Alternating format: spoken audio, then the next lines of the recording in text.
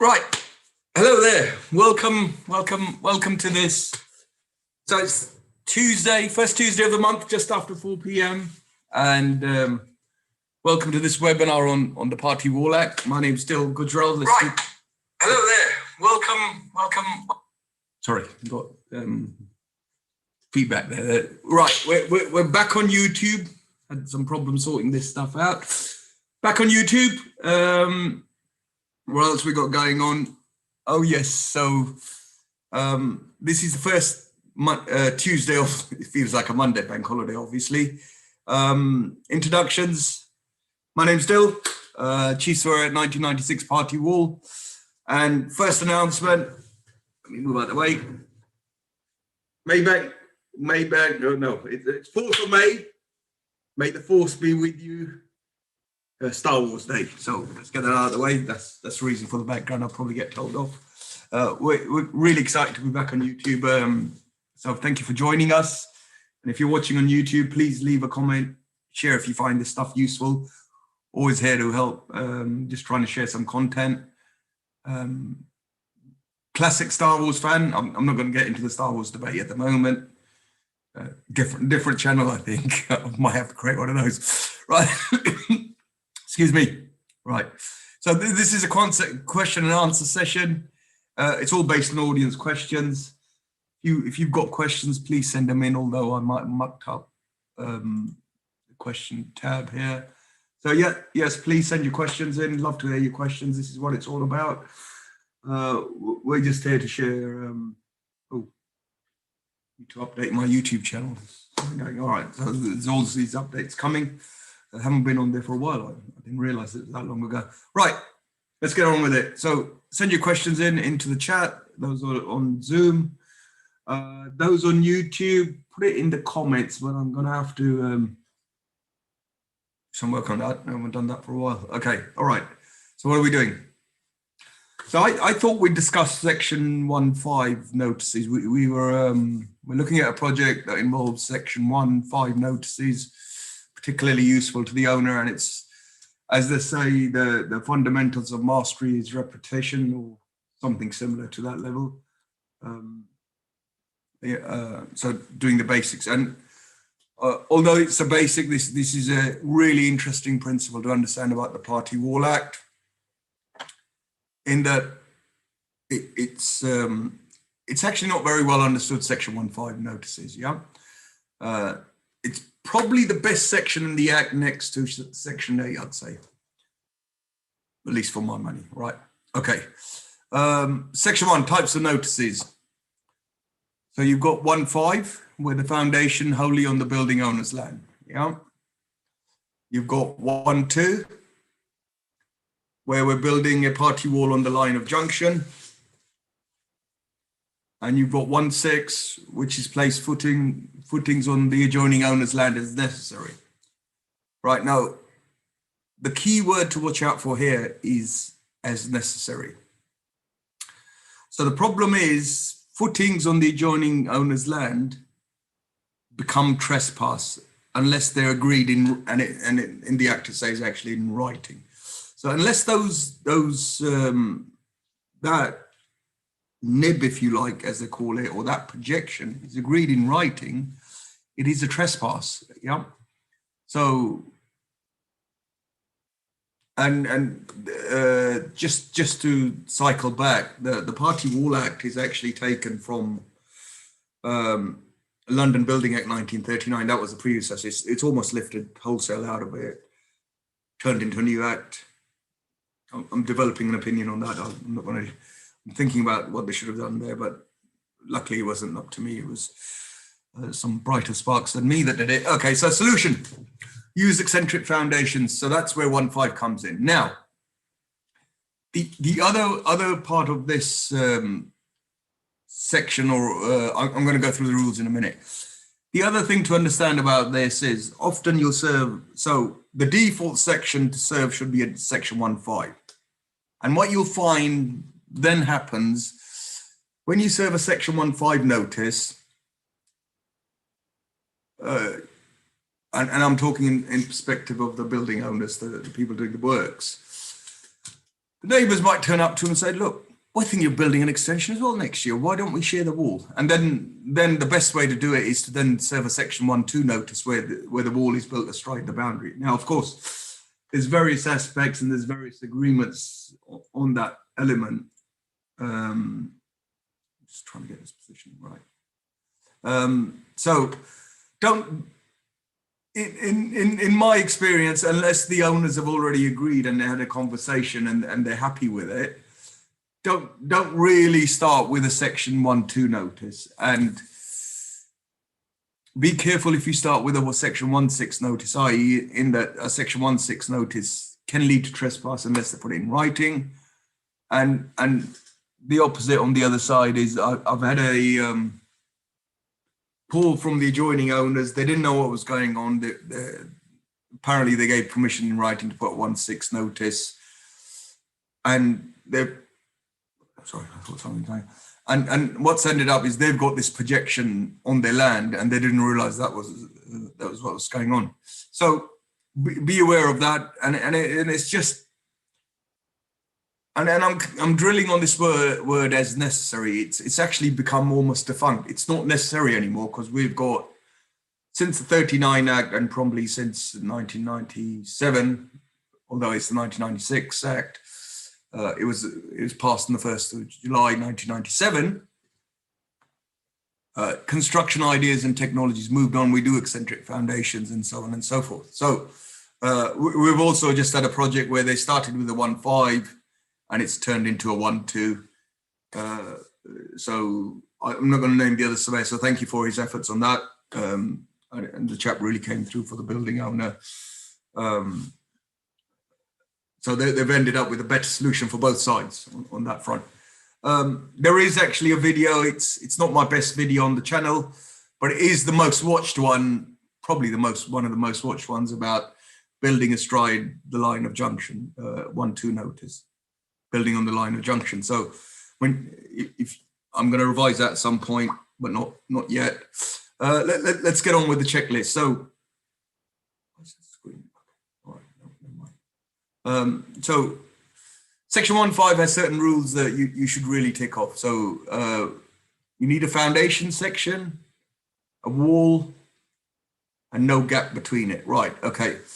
So no gap between the boundary or passing beyond the boundary. So everything really should finish on the line of, I'm going to get myself in trouble, line of junction I was going to say, but let's pretend it's a boundary really.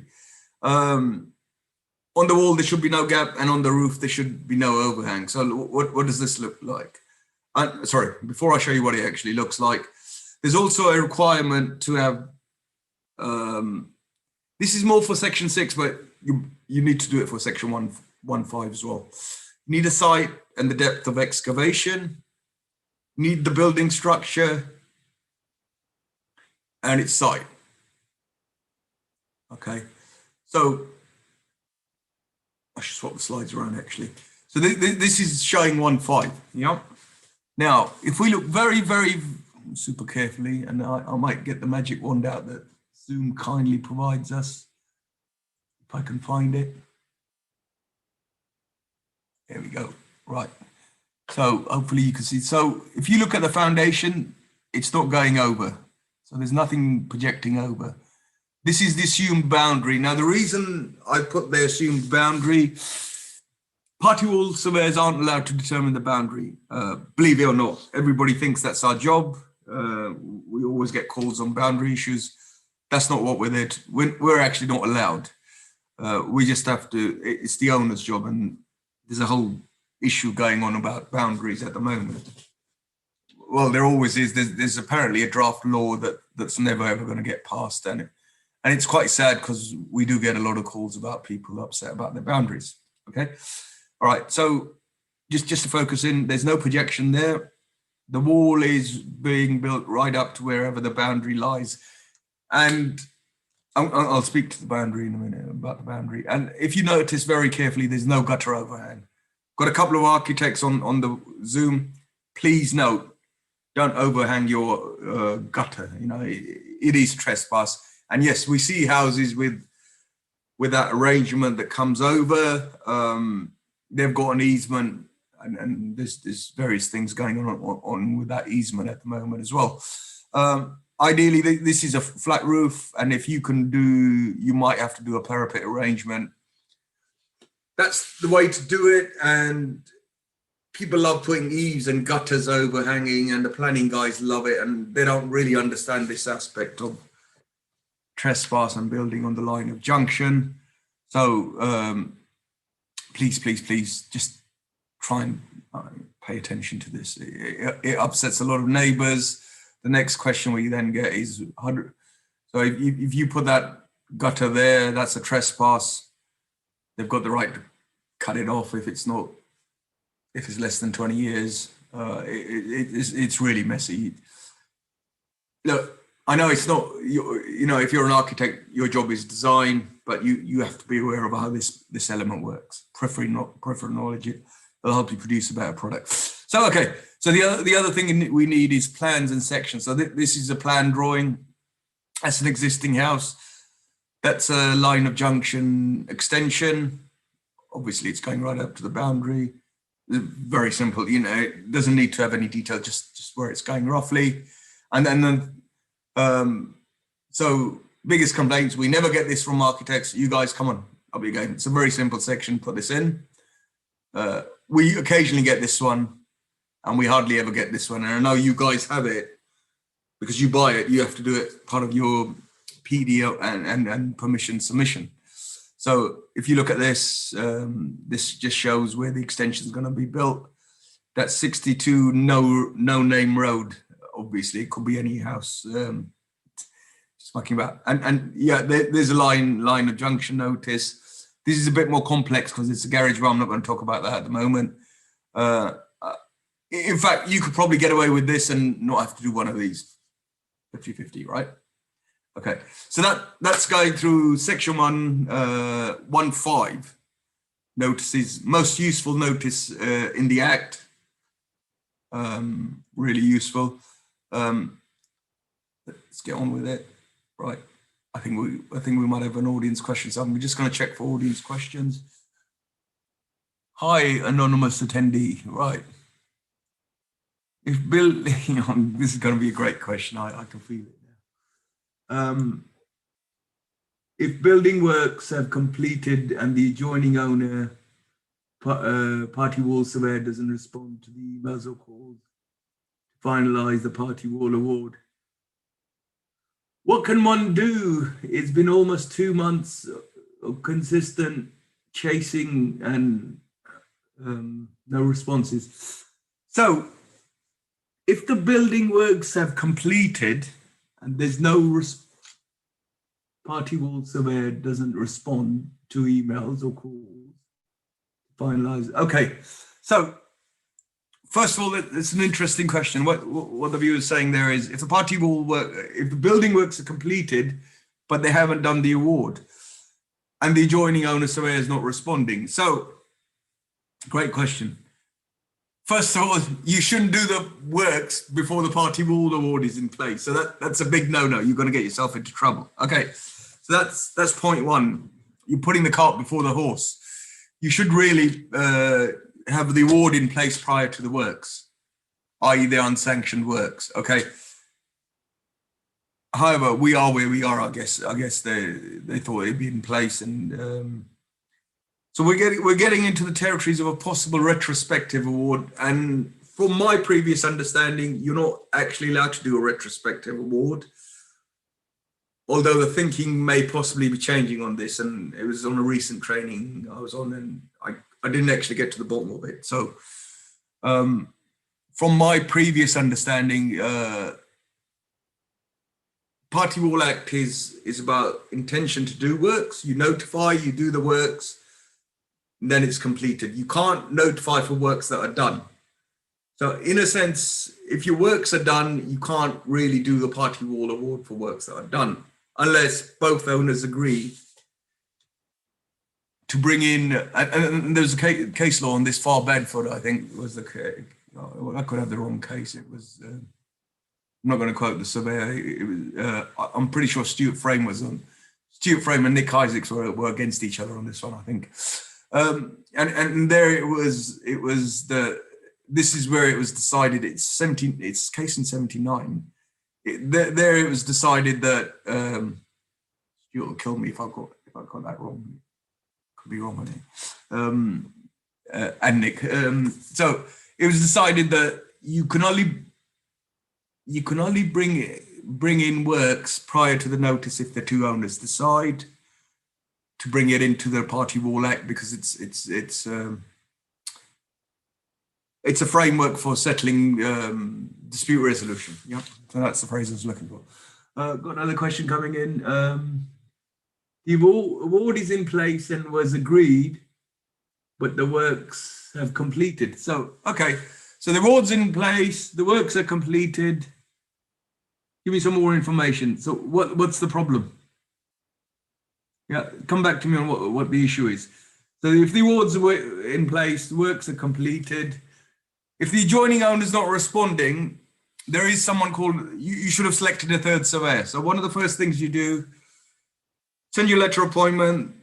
The other surveyor sends a letter of appointment. So you exchange letters of appointment. Next job, select a third surveyor. I was going to say appoint. I'll get in trouble for that. Select a third surveyor. So if the adjoining owner surveyor or the building owner surveyor is not responding, you give them a 10-day notice of go to the third surveyor. Who can go to the third surveyor? 4 parties. Both the surveyors and both the owners. So those are the people that are allowed to approach the third surveyor. And the third surveyor can act in place of the other surveyor.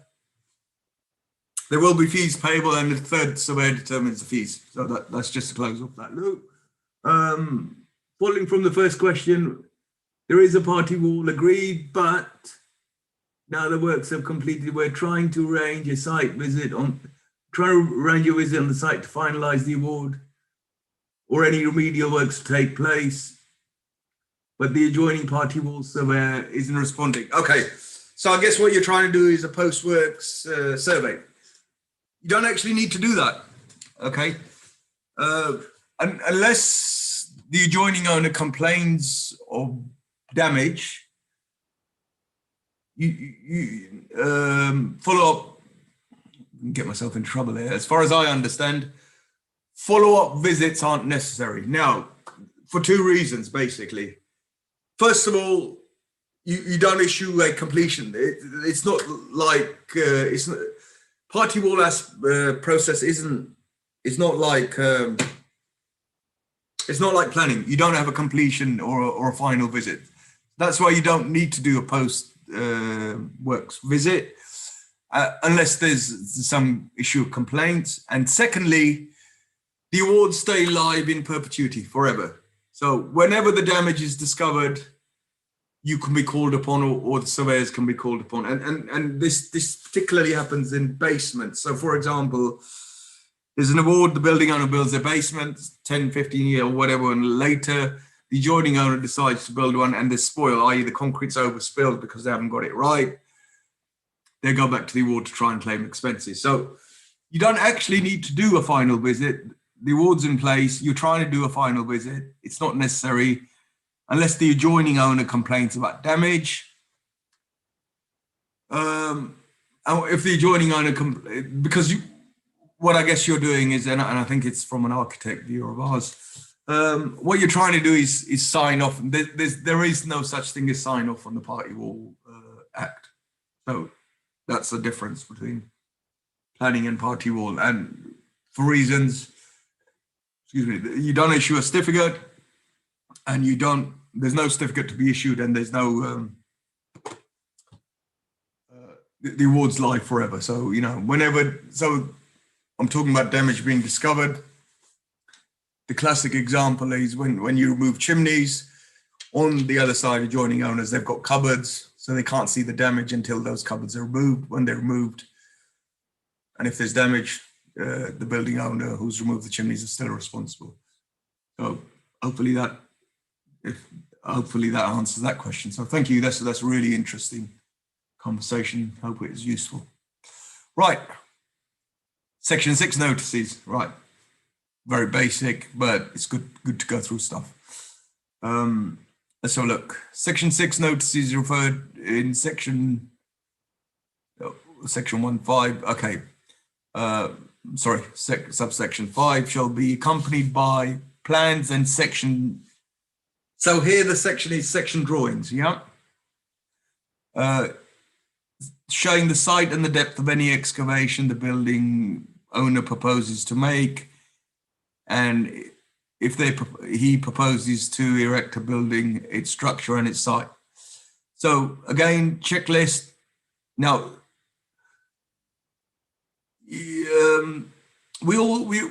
whenever we hear excavations, section 6.1, bang, let's do the notice, right?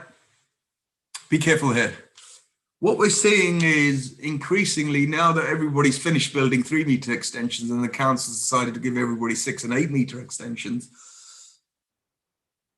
building owners are building extensions on the back of their extensions. So pretend that's your back of your wall. You've already got a 3-meter extension. And if you're building on the back of that extension, you're actually 3 meters away from the original house. I should do a drawing on this. So because you're more than 3 meters away, that first test isn't met. So you're not within 3 meters. Yeah. Don't forget, these are the basic tests. You don't need to issue a section 6 notice. I've even had an argument with these chaps were knocking down a bungalow, replacing it, and the next neighbor said, I want a party wall award. I said, okay, how far is the building? They measured it, it's 3 meters and 3.15 or 3,150 as the architects would like to say. And I said, you're not due a party wall notice. I said, what? I said, because it's out of scope of, and they were only going 1,100 deep. It doesn't apply. And too often we're automatically on a treadmill. We're saying, bang, section 6.1 notice, let's do it. Don't forget, these two are really important. And the lower depth is also important, because I had a call a couple of weeks ago now, the chap had a relatively new built house and he used a funny term. I can't remember what the term he used. It was an odd term, but basically they were staggered. And when he said they were staggered, so this is on a new development, that staggered their houses. So they were all out slightly. Those are great fun, actually. You've got to define the party wall. Anyway, different question. So they're all, curving back off the drive as they build these modern estates. So when he said that, I said, oh, when was your house built? And he said, 82. And there's a line there. And I said, okay, so how deep do you know how deep your foundation goes? And this chap said, well, I'm getting a trial hole this week because I need to get an estimate. And he was in the construction trade. Apparently, it turned out that his foundation wasn't any deeper than the existing foundation. And the next door house was the same. In fact, you could see the next door house foundation. And I said, well, you don't actually need to issue a party wall notice. So watch out for those two rules. You might be issuing party wall notices unnecessarily. Okay, so the other thing that you need to have with section 6 drawings, and here I'm going to tell the architect guys off again because I've got a couple of more here now. This is my chance. So plans and section drawings. Okay, again, site and depth of excavation, building or its structure and its site. It's very similar to the stuff on section 1, except this is what a section 6 excavation looks like. It's an approximate. So here you'll see the classic nib. This is what builders love building. They think if you put this foundation, if you put the wall on the edge of the foundation, as you see with the other one, something's going to fall over. The engineers will tell you can do it. I don't know how the maths and all this. Apparently there's some rotation pressure or something, but that's why it needs to be bigger and wider and deeper. But there's a calculation for that. So this is a section 6. The boundaries is anywhere there. You just need a section like this. Just have one on file, guys. Put the measurements in, Again, this is section 6 notice. Obviously the sharpest among you will say, well, that's going right up to the boundary. Yes, you're right. Usually there's a space, but I've just used it as an illustration. And again, here's our friend again on same map, but you get the idea, something like this, right? So that's your section 6 notices. I think we've got some more questions. Let's look at the questions. Great response. We're doing something right. We're getting a lot of questions in today. So thank you for that. Keep your questions coming in. Okay, so if no one has complained about any remedial works or damage, then nothing really needs to be done. No sign off. So we can do is to notify the adjoining owner somewhere and close the case. Yeah. So yes, obviously send them a courtesy email saying the works are complete. Do your inspection, and it's probably a good point here. Actually, used to be a lot of there's a bit of friction in the surveying industry at the moment. There used to be a lot of stuff about putting in post-works visit, and largely the practice is changing where they don't put that in anymore. So they used to put it in and not do it, and which is a bit naughty because they're charging the building owner for it and not doing it. It's not very good. You don't need to do anything. Send them an email. Your paperwork's complete. There's no certificate, no sign up, no nothing. So job done basically, right? Okay. What else we got going on? So section 1 notice, right? Here we go. These are the back to the types of section 1 notice. Okay, so we went through this slightly earlier. Now I'm going to explain something that's a little bit interesting here. So foundation wholly on the building owner's land. Yeah. Again, 1.5 is your default notice. Yeah. Solution, use eccentric footings, avoid trespass, C15, right? I've even put it in green for you guys. Okay. So section 1 is line of junction notice. What's the difference between line of junction and a boundary? This is really important to understand, and I've been on training courses where the engineers have got it wrong actually, because nobody pulled him up on it, but I could see everyone saying, "Snorty, you got that wrong." Right, section 1 is most useful. Okay, I'm going to go through that in a minute. There's a difference between line of junction and boundary. The other thing about the section 1 notice is it's automatic consent, and it gives you as a building owner rights of access to the adjoining owner's land. I.e., if you're building a 2 or 3-story building, it's virtually impossible to do without it's difficult to do without putting scaffolding on, right? So you can't get access. You need to have a scaffolding license. To get a scaffolding license, you just finished doing one of these. Took forever to do. Luckily for these guys, they were building 4-flat development. They had the eaves going over, but it was in their land. They didn't have enough land for scaffolding, and they would have been stunned. They would have been stuffed. They wouldn't have got their project finished. The adjoining owners did agree to give them a scaffolding license. They wanted 750 quid rental, which isn't the worst thing. But also, they had to bear the cost of 2 surveyors agreeing a license, and they wanted a 2,500 security deposit. And to put that security deposit, it's costing the building owner 400 plus VAT, 400 or 500 plus VAT. Not the worst case scenario, but if the adjoining owners didn't want to give them a scaffolding license, they couldn't finish their building literally. So this is why I say section 1 is the most useful section of them all. It's actually very useful, right? Okay. So 2 properties. Imagine there's a driveway between them. This is an illustration. This is assumed boundary. Now, the line of junction is that point on the ground. I was going to say something else, but it literally is that point on the ground where the 2 lands of differing owners meet. So the difference is the boundary goes all the way to the bottom of the sky, from the top of the earth to the bottom of, I don't know which way around is it? From the center of the earth to the top of the sky, I think is the phrase.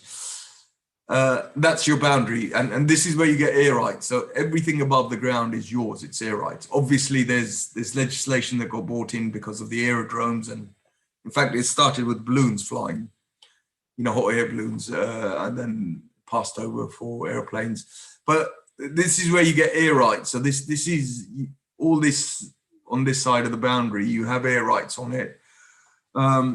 That's why if the owner next door wanted to build something and put a crane up, they'd have to do oversailing crane. This is where you get crane license. Or if this plot wasn't wide enough, they're building, they'd have to put scaffolding across. They need a scaffolding license. What you're talking about is rights of property ownership. So, quick thing on Property Law Act. Runs from the center of the sky, top of the earth. You've got air rights, and whatever you find in land belongs to you, except the government has recourse to mineral rights. But if you find some old rubbish in there, that's yours. So, government lets you keep the rubbish. But if you find gold, petrol, or all of this other stuff, the government's going to nick it off you. Okay, all right. Different subject. Sorry. So that's the line of junction. It's literally that point, infinitesimally small. There's no width on it. It just literally gets smaller. And this is where you get boundary arguments and so on. And it's a little bit academic sometimes. Okay, so we talked about section 1.2. Now, on a section 1.2, this is where the boundary runs. So normally one owner goes first. This is their extension. Hopefully they'll put it in the middle, but it could be any part of the party wall, okay? And if it, don't do a foundation projection, that'll get you into a lot of trouble. Assumed boundary, that's the first owner, and then the 1.6 is where you're placing footing on adjoining owner's land, again, illustrating it here. So this is what builders actually love to build. I get a little bit frustrated to say, stop doing it, you're going to cause problems. So unless they get it in writing, and even if they get it in writing, it's going to cause the neighbor a problem. Because if you think about it, when they come to build their extension, they're either going to have to leave this gap, join up, or they can't even make use. So it really is a silly thing to do nowadays. Use eccentric foundations, avoid the trespass. Sorry, there's the assumed boundary again. Build a stride. So again, this is where we're building a stride. That's building a stride. So halfway it's on one and the other. Let's have a look. So build a stride. So building an extension aside. So 200 said, and it's really actually really sensible thing to do. I like this approach. We're going to build an extension. Yes, so we're going to do ours now. We're going to do ours next year. Okay, well, why don't you build a wall? We'll use your wall, but we'll pay you some money for it. All right, sounds fair. And we'll save about 150 mil each. Go for it. And there'll be no gap. There'll be no issues of damp. Yeah, all right, great. So that's the theory anyway. It can really go pear-shaped, badly wrong. Okay, one owner goes first, second owner goes second. Section 11.11, making use of cost. Used to be called enclosure cost, but you can't use that phrase. It's the incorrect terminology, okay? Section 11.11, right? Remember that, it rhymes. So second one makes, when they use the wall, they have to pay, they have to pay making use of cost. And that is half the cost of the wall at current days. I've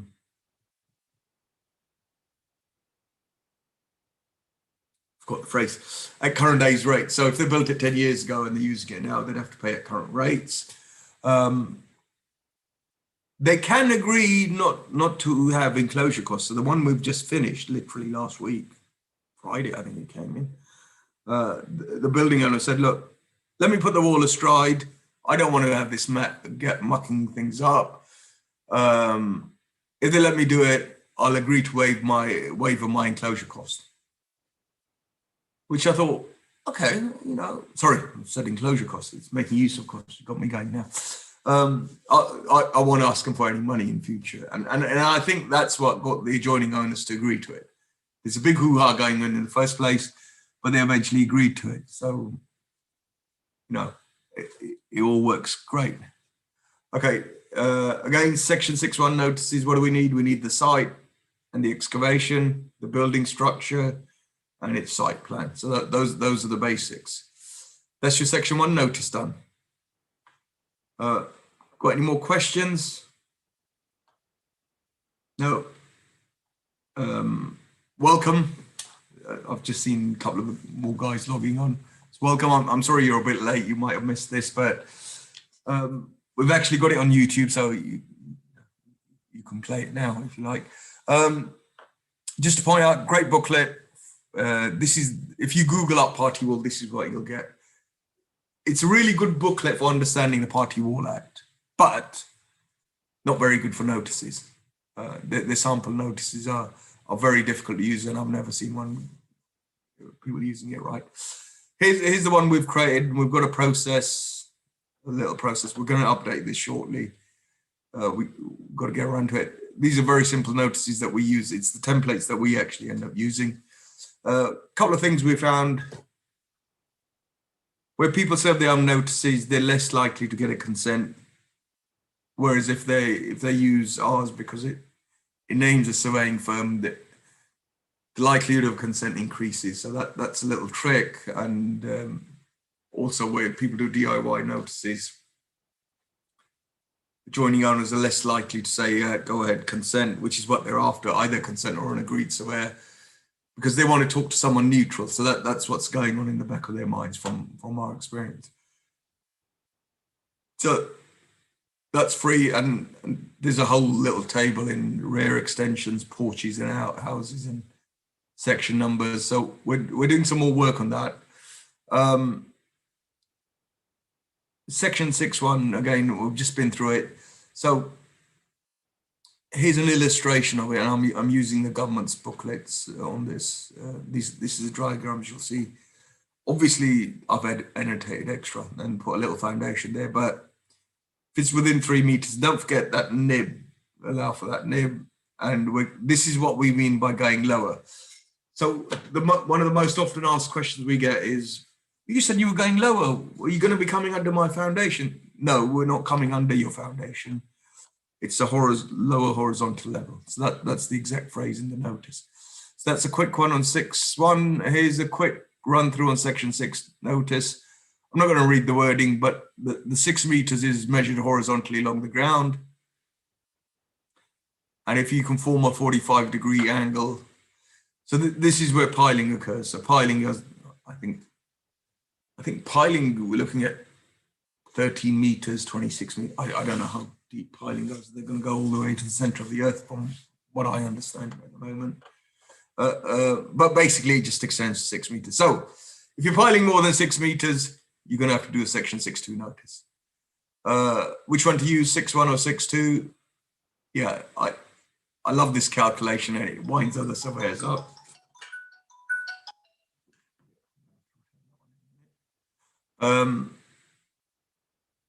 Excavation is less than, use 6.1 where it's less than 3 meters. Where it's where the excavation is more than 3 meters, adjoining owners are within that distance. So if you're going 4.5, you need to 4.5. And if it's more than 6 meters, up to 6 meters, that's it. It's sort of 3 sub rules in a sense. I hope that makes sense. So that's where you use 6.1 and 2. Okay, I'm not going to go through this because we're actually out of time, and I've just got to jump onto a training with Nick Isaacs, QC.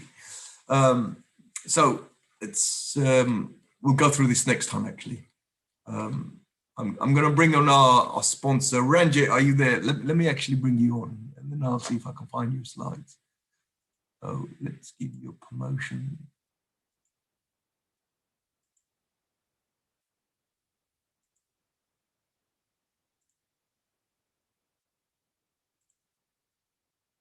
Wait, I thought I lost you there for a minute. Asked to unmute. And I know what you're going to ask me next because year of Zoom. No, that's not the one I want. So first of all, ask to unmute, allow to, yeah, I'm mucked up. Right, Ranjit, are you there? Yes, I'm here, sir. Very nice to see you. And you too. Happy Star Wars Day. May the force be with you. Definitely. Right. I know what you're going to ask me next. Yes, you know it, yeah. Because I've got the force on my side. I developed psychic abilities. Should be no problem today, yeah. Yeah, I'm not sure about that bit. Let me see. I'm getting my stuff muddled up now. Yeah, I hope I haven't lost it yet. Right, you still there? Yeah, I'm still here, but I can't get the... Yeah, I knew that was going to happen. I've lost something here. I'm not going to say I've lost my marbles. Right, yeah, we can see you. You can see me, yeah? Well, we can see your slide, your screen share. Faith, hope, and love. Is that what you're trying to share with us? No, I'm just going to change that. Oh, hang on. Right, I'm focusing the force. You should be able to share the slides. Right. Just a second. I'll get this sorted out.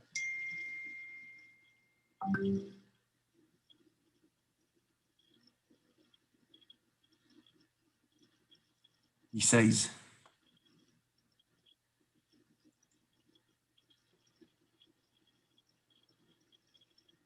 Yay! Right, so first of all, thank you for sponsoring us. Very good of you. Nice to hear from you. It seems forever, but it's been a while. Over to you, sir. Okay. We can see your cover, March 2000. Yep. The force is getting stronger with you, sir.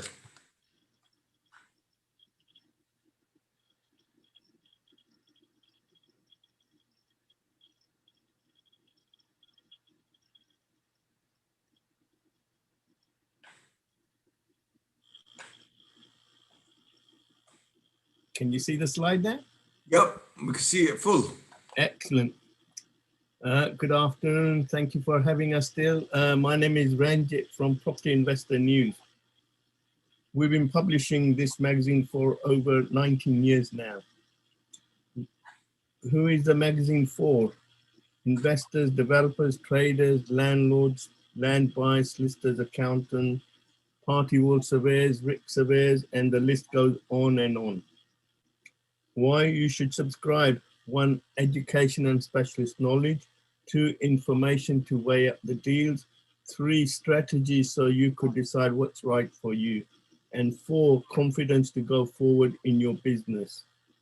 Question for you to ask yourself that changes everything is, what is going well in my business? Now, question for you, do you have the expertise, the knowledge, the insight to adapt and prosper? Let us help you on your property journey to investing success. Subscribe today. Ongoing education, in-depth market analysis every month. Access to online resources, 15,000 keyword search articles, 250 plus videos, plus access to the webinar archives, and a hard copy of the magazine delivered to your office or your home for just $7.95 a month. Because property investment and development is for the brave and the bold in these changing, challenging times. Therefore, we have put together an offer, bold offer: learn from the past, plan for the future. That's on the screen in front of you. It is an event offer not available online. Therefore, please follow the instructions. The offer is, if you subscribe today, you'll receive 6 issues of Property Investor News magazine, plus the book Before the Hammer Falls, written by two of the UK's auction experts, To subscribe, just follow the instruction by going onto our website, subscribe, and then email me with your name, postal address, and the long reference number, which the system will generate. And we will then get your package on its way to you. Remember, the power to change life lies in simplest of choices. Every day you have a choice, stay the same or change for better. Why stay the same? Subscribe to Property Investor News. Stay on track with up-to-date information, specialist knowledge, education, and much, much more.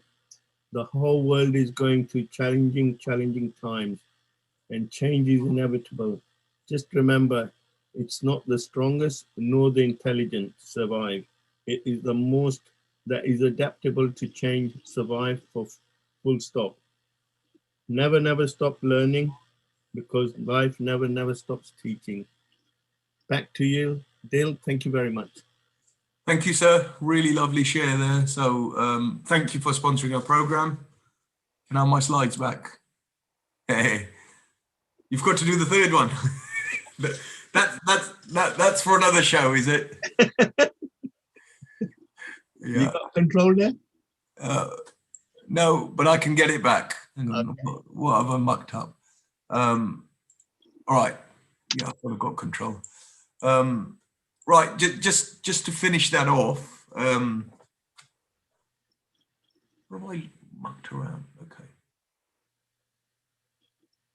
No. It was much better doing it weekly, unfortunately, because I seem to. Anyway, it's a different story. Right. May the force be with you. May the force be with us. Right. Okay. So first day of each month. Let me get this back on track. Right. Okay. So just say thank you for sponsoring us. I was looking at the offer you've got, and with the 6 magazines, you also get the January version. Now, in there is an article by a certain party wall somewhere talking about Section 1. Really good article. Please read it. I like this diagram, and actually, I didn't start it off. It was a friend of mine who created this diagram, and I just tidied it up a bit. But that's a great diagram to explain the process as an overview. If you don't subscribe, please subscribe. Highly recommend it. Thank you, Ranjit, for that great offer. Still time to get your January edition. And thank you for being with us. I hope you enjoyed the show. We're going to bring you some more stuff. Remember, first Tuesday of each month. See you on first Tuesday of June, which is... Better get this done. Now I'm going to have to start thinking. It's going to be hard work. 1st of June. See everybody on 1st of June. Thank you for your time. And please send your questions in. It's great having your questions. That's what we're here to do, try and help you with your party wall stuff. See you on the 1st of June. Thank you very much.